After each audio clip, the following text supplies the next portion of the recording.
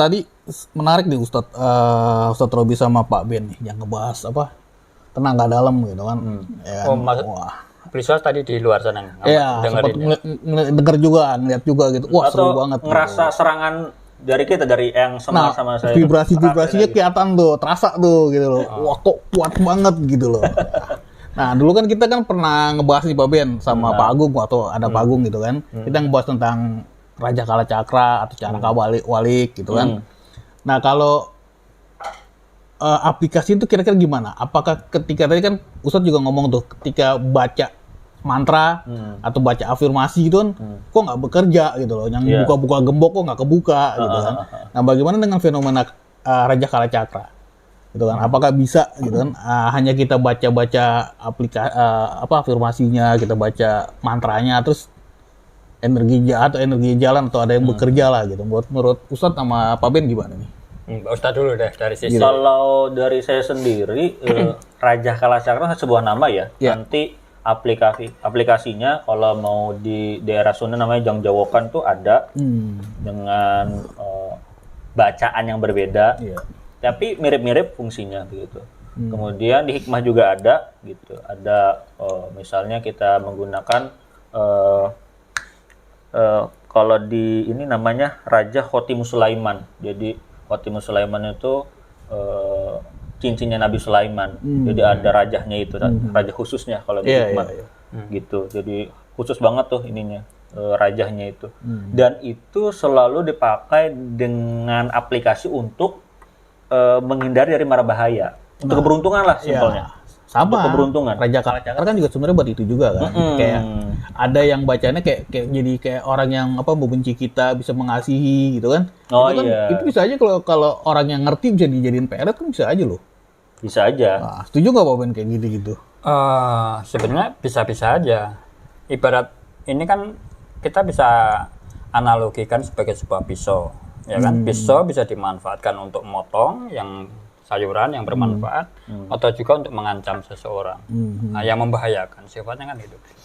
Nah, ini namanya raja. Pasti diformulasikan ya kan oleh para leluhur kita itu dulu dengan teknik-teknik tertentu ya kan dan dengan maksud-maksud tertentu. Bagaimana kita gambarkan, kita mencoba gini dulu. Kita mencoba masuk pola pikir atau gaya berpikir leluhur kita dulu, bahwa ketika melahirkan raja-raja apapun itu bentuknya kan dia bertujuan itikadnya pasti baik. Ini untuk hal-hal yang bersifat baik, bersifat perlindungan atau bersifat meluluhkan, menjinakkan,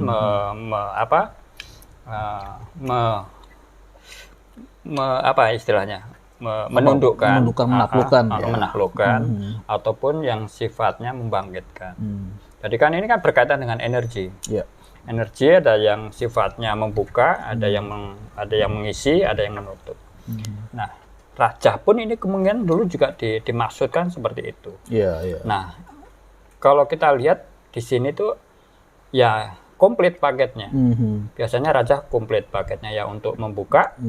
Untuk yang fungsinya energinya membuka, untuk mengisi juga dan menutup. Nah, ini sifatnya berarti kan ada yang kalau untuk membuka berarti kan sifatnya dia lebih menyerang, lebih reaktif, ya kan. Nah, mengisi kan sifatnya lebih. Ini. Nah, jadi apapun bentuknya itu nanti. Karena ini pasti berbeda-beda, macam-macam tradisi kan juga berbeda. Cara kalau dalam bahasa Jawa sana ada lakunya itu berbeda-beda. Kalau mungkin dalam bahasa Pak Ustadz mungkin untuk ijazah ini mungkin kalau kita sebenarnya tirakat ya, atau riyado bahasa di Arab begitu ya. Tapi apapun itu kadang kalau maknanya itu malah hanya beda nama. Beda nama, tapi tujuannya sama gitu. Jadi tradisi atau leluhur kita itu bikin warisan ya. Pengaplikasiannya itu macam-macam gitu. Jadi kalau mau di-crack ataupun diambil intisarinya menurut saya, kita bisa menggunakan kata-kata, raja itu gampangnya kalau saya kata-kata. Kata-kata atau tulisan. Tulisan ya. Gitu. Kalau Tulisan yang digambar lah ya. yang digambar. Itu kalau di Reiki itu ada yantra, ada mantra. Ada yantra. Jadi yantra itu simbolnya, mantra itu untuk pengucapannya. Jadi sudah ada tulisannya, udah ada pengucapannya. Ya pengucapannya namanya Raja Kala Cakra itu. Bentuknya apa? Ya ada tulisan-tulisannya itu. Di semua tradisi ada. Semua tradisi Reiki begitu juga. Reiki ya. Nah, kalau di Reiki sendiri kan ada energinya kan dari apa polanya itu beda-beda fungsinya. Polanya, tiap simbol, nah betul. tiap yantra. Nah, Beliswa sebagai praktisi Reiki dulu sebenarnya apa? Yang kalau dirunut apa dulu yang di anu? Energi dulu Pak Bian. Energi dulu. Nah, untuk mengakses energi kan baru ada kayak pola-pola itu gitu kan. Biasanya kan kalau orang untuk apa ya, kalau dulu inisiasi lah gitu kan. Inisiasi itu kan susah gitu misalnya orang gitu kan. Dengan kita hanya dengan memasukkan satu simbol gitu kan. Nah, simbol energinya kan mengikuti simbol itu gitu loh. Itu lebih mudah untuk akses gitu loh. Sebenarnya sih itu gitu. Di Reiki itu lebih praktis Pak Ben ketimbang kalau di Hikmah kan kita ada riadohnya. Kalau itu praktis setelah dikasih Grandmasternya diisi di level 1 atau kedua itu. Level 2 udah dapat ini ya, beli ya, dapat apa? Dapat simbol, hak simbol. Simbol, Jadi hanya mengucapkan, jadi tradisi itu menggambarnya dulu, setelah itu menyebut mantranya 3 kali, terus langsung dikirim.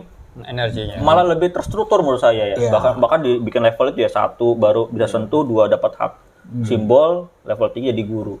Ya, itu lebih sistematis ya. Kalau dulu kan coba pertama kan perkembangannya energi gitu kan. Dari energi itu langsung berubah jadi pola-pola gambar. Dari pola-pola gambar tinggal nyebut nama energinya gitu kan. Misalnya kalau misal caraka balik gitu, kita anggaplah energi caraka gitu kan. Kita hanya tinggal nyebut itu, energi berikut jalan gitu loh. Itu jadi apa, perkembangan. Udah pakai password ibaratnya ada.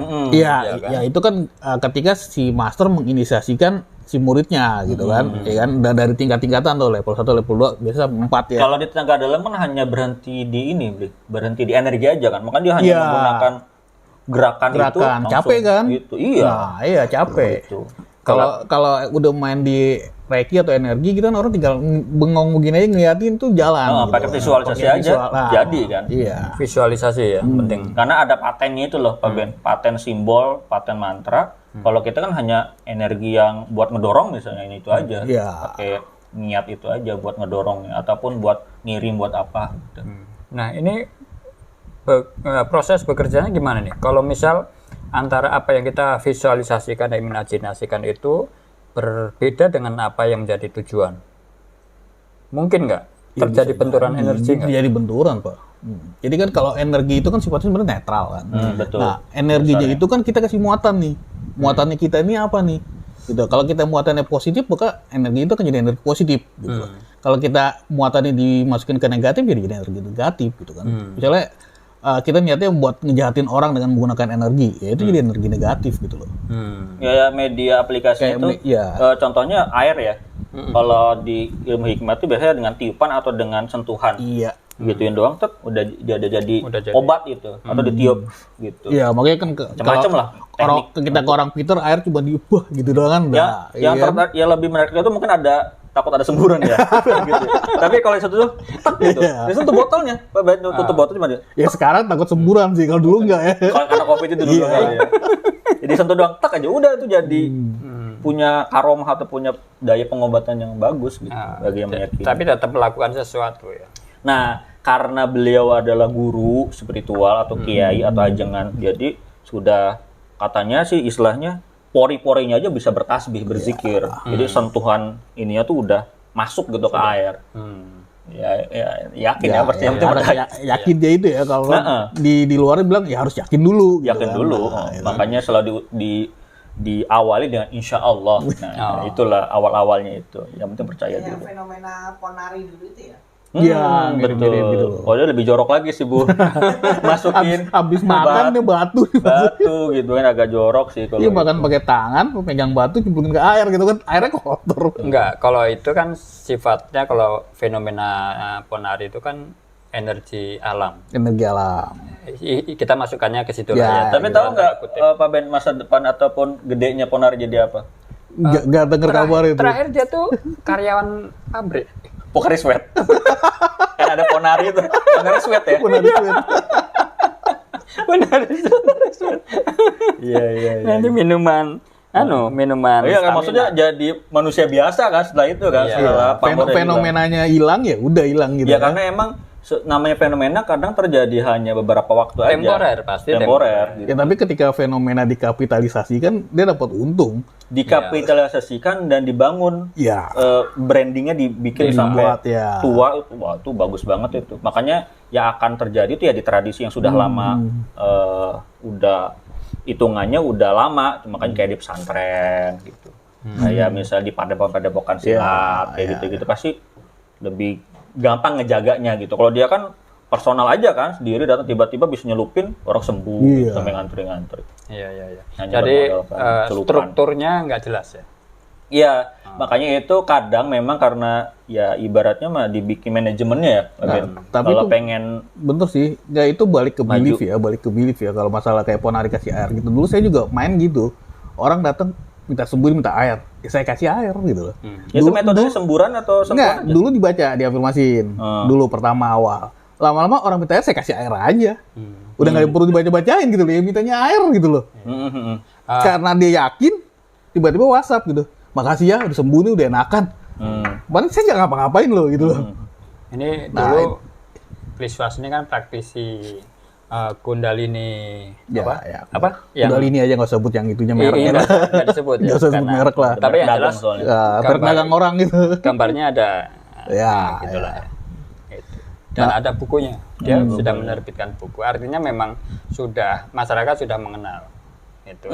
Praktisi. Praktisi. Enggak tahu kalau sekarang masih atau mantan. Kita Alumni. menyebutnya apa? Alumni. Tapi kalau kita bilang begini, tadi kembali ke basic awal bahwa ketika energi tidak bisa diciptakan dan tidak bisa dimusnahkan, masa kita menyebutnya mantan ketika dia bermain energi? tetap pemainnya tetap pemain. Tetap pemain. Pemain tetap bermain. Walaupun energi itu udah nggak jarang dipakai, tapi ketika tiba-tiba dipanggil karena kan udah levelnya ke level 3 lah, yang tadi sebut cuma sebutan gitu kan. Tinggal disebut aja energinya akan mancar lagi gitu. Muncul lagi. Muncul lagi. Dan ada nggak sih kewajiban untuk selalu mengolah, untuk memperbesar atau untuk tiba-tiba dia mengecil? Kalau musnah kan nggak mungkin. Nah, kalau mengecil ya mungkin karena kita jarang pakai aja ya. Kalau di tenaga dalam kan ya istilahnya ada apa ya kayak dimompa lah gitu. Kalau tenaga dalam kan biar energinya naik Ya lagi. dia main di pernapasan. Iya, iya. Kalau di energi yang kayak Reiki gitu sih udah nggak perlu, Bobin. Kita banyak meditasi lah dulu, banyak meditasi atau sekarang meditatif lah gitu kan. Karena meditasi kan ya duduk diem aja ngapain sih gitu kan. Kalau meditatif pun begini aja juga kita lagi meditasi gitu kan. Iya. Ya itu lebih enak gitu loh, lebih simple gitu. Kalau di tradisi ruqyah ya di ilmu hikmah itu, kalau ruqyah itu malah hanya menguatkan di bacaan. Karena makna ruqyah itu artinya adalah jampe-jampe Iya, jampe. atau doa. Ruqyah itu. Jadi hanya menguatkan bacaan aja, semakin banyak doa yang dibaca, semakin jadi itu si keahlian untuk mengeluarkan jin ataupun airnya gitu bacain itu semakin bagus. Enggak, karena dari sisi pasien atau orang gitu kan lebih enak itu ngedenger gitu. Dia ada yang dilakukan gitu. Dari hanya sekedar Ya, jadi Kayak gini air dong. ya kalau cuma bikin yakin ya. betul, kalau cuma energi aja kita diem-dieman begini juga oh ya udah gitu kan. bahkan pada akhirnya ruqyah pun dalam perkembangannya ya, karena saya ngikutin dari SMA gitu. Jadi banyak tekniknya, gerakannya. Ada Iya, gerakannya. banyak gerakannya. Bahkan yang paling saya hafal itu teknik menggorok jin. Dia selain baca, digorok tuh jinnya biar sambil keluar gitu. Bismillahirrahmanirrahim digorok. Sehingga ketika digorok jinnya itu dia keluar gitu. Ya benar ada lakunya kan. Ada Kita lakunya melakukan selain itu kan. baca-bacaan Iya. itu. Ada yang itu. ditarik, ini dibuang kayak gitu. Dan kalau ru'yah itu harus selalu berhadapan ya. Harus berhadapan. Kalau misalnya yang bukan mahram ataupun yang perempuan ya kita laki-laki harus pakai sarung tangan, kita harus disentuh kepalanya sih yang khususnya dan mendekati telinga kanan dan kondisi berwudu. Ya, sama kalau Reiki juga kan harus dipegang kan di titik-titik. Iya, gitu titik kan. gini biasanya iya, tuh betul. bacanya. Untuk ini. Ini nanti kalau ru'yah itu biasanya kan larinya ke masalah-masalah yang bersifat taruhlah di masyarakat tuh rata bilangnya kesurupan. Ya, Gangguan kemasukan jin. lah ya, kemasukan. Sebenarnya seperti Gangguan jin bahkan lebih ini lagi masalah ibadah misalnya males-malesan gitu Pak Ben. Nah, itu biasanya wah ini mah banyak jinnya nih makanya malas sholat misalnya. Tapi bener nggak jin bisa memasuki manusia? Dalam pemahaman konteks ruqyah iya. gitu, karena bahasanya tiap manusia itu ketika lahir sudah ada istilahnya jin korin, jin pendampingnya, kodam gitu. Iya, Secara ini ada doktrin seperti itu gitu, sehingga kita akan selalu dirasuki oleh mereka, tinggal kita yang membimbing si korin ataupun kodam ini dengan baik atau enggak. Maka dengan amal-amal ibadah yang dilakukan si orang itu, makanya ketika dia berbuat buruk, itulah ketika itu dirasuki oleh setan yang membuat kita melakukan maksiat. Jadi di Kalau zaman kecil saya tuh dulu udah terkenal tuh. apa tuh? Kodam itu. Kodam Gundala. Kodam Jaya. Itu Pak Agung pernah ya Pak ya? Baca komik-komik itu ya, Kodam, Gundala Putra Gudam, Petir. bukan kodam, gudam. Gudam. Tapi menurut saya suka-suka Pak Ben aja deh. Biar Pak Ben seneng. Mas Rabi, tadi kan dibilang ruqyah itu kan harus berhadapan ya. Berhadapan. Terus pendapat Mas Rabi tentang ini ruqyah online melalui video call. Nah, pada akhirnya karena mengikuti perkembangan teknologi, kadang juga karena emang bahasa kapitalisasi ruqyah itu sendiri, dalam penting cuan kan dia udah transfer dulu, ya online bisa aja, karena di ranah hipnoterapi juga ada kan, terapi online dengan cara video call telepon. Iya, balik lagi kan, energi itu kan tidak mengenal jarak. Betul. Ya kan? Jadi kan ya dengan mode visualisasi kah, Betul. gitu. Sebenarnya jarak itu kan gini Pak Ben, di jarak ini kita kelihatan nih. Ini di belakang kita, itu udah jarak jauh sebenarnya. Karena kita nggak ngelihat gitu, tapi kita bisa memvisualisasikan gitu. Gitu. Pernah Teknologi energi tuh mainannya keren sih sebenarnya sih. ya. Kalau untuk gaya-gayaan. Gaya-gayaan, ya. Oke. Ya, tergantung masternya lah ngolahnya gimana ya sebenarnya. Oke. Iya. Tapi masalah ini tadi kita bicara Reiki, Kodam, Gundala Putra Petir dan segala ini. Tadi kita belum menyentuh yang inti ini ya. Intinya belum tuh Oke, ya. nanti. Kita Tapi ngopi kita dulu ngopi ya. dulu. Ya, lanjut. Ngopi dulu.